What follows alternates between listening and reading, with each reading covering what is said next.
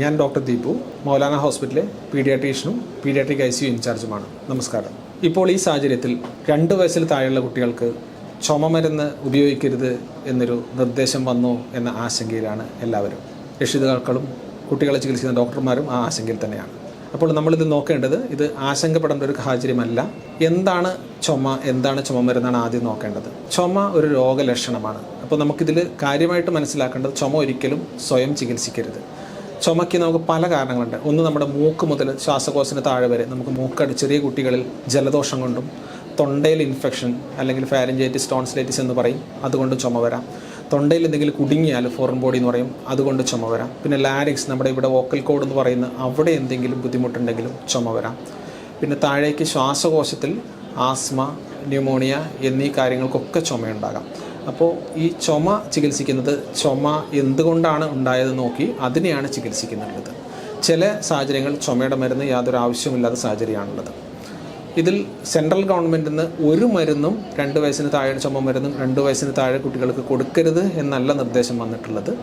ചുമയ്ക്ക് പലപ്പോഴും ഉപയോഗിക്കപ്പെടുന്ന combination drugs, അതായത് ചില മരുന്നുകളുടെ കോമ്പിനേഷനായിട്ട് നമുക്ക് ക്ലോർഫെൻറമിൻ മാലിയേറ്റ്, അതിൻ്റെ കൂടെ ഡെക്സ്ട്രോമെത്തോർഫിൻ, അങ്ങനെ മരുന്നുകൾ അടങ്ങിയ കോമ്പിനേഷൻ മരുന്നുകൾ ഉപയോഗിക്കരുതെന്നാണ് നിർദ്ദേശം വന്നിട്ടുള്ളത്. ചുമ ഉണ്ടാക്കുന്ന ആസ്മ പോലെ തുടങ്ങിയ കണ്ടീഷൻസിൽ ചുമയ്ക്ക് വേണ്ടി ഉപയോഗിക്കുന്ന ബ്രോങ്കോ ഡയലേറ്റർ മരുന്നുകൾ തീർച്ചയായും നമുക്ക് കൊടുക്കേണ്ടതായിട്ട് വരുന്നുണ്ട്. അപ്പോൾ ഈ മരുന്ന് സേഫായിട്ട് തന്നെ ഈ ഏജിലും 2 വയസ്സിന് താഴെയും കൊടുക്കാവുന്നതാണ്. അതെല്ലാം ഡോക്ടർ നിർദ്ദേശത്തിന് ഉപരിയായിട്ട് തന്നെയാണ് നമ്മൾ അതേപോലെ തന്നെയാണ് ചെയ്യേണ്ടതുള്ളത്. പിന്നെ ഉള്ളത്, നമുക്കൊരു അലർജിക് റൈനൈറ്റിസ് എന്ന് പറഞ്ഞ ജലദോഷം ഉണ്ടാക്കുന്ന കണ്ടീഷനുണ്ട്, അലർജികൾ വരുന്നത്. അതിന് നമ്മൾക്ക് ആൻറ്റിഹിസ്റ്റമിൻ മരുന്നുകളും ഈ ഏജിൽ സേഫായിട്ട് ഡോക്ടറുടെ നിർദ്ദേശപ്രകാരം കൊടുക്കാവുന്നതാണ്.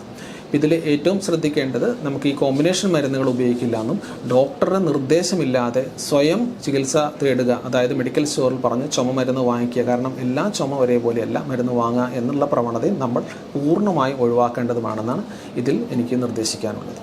ഇതിൽ നമുക്ക് ചില മരുന്നുകൾക്കാണ് നോർത്ത് ഇന്ത്യയിൽ കുറേ കോംപ്ലിക്കേഷൻസ്, അതായത് മരണം ഉണ്ടായിട്ടുള്ളത്.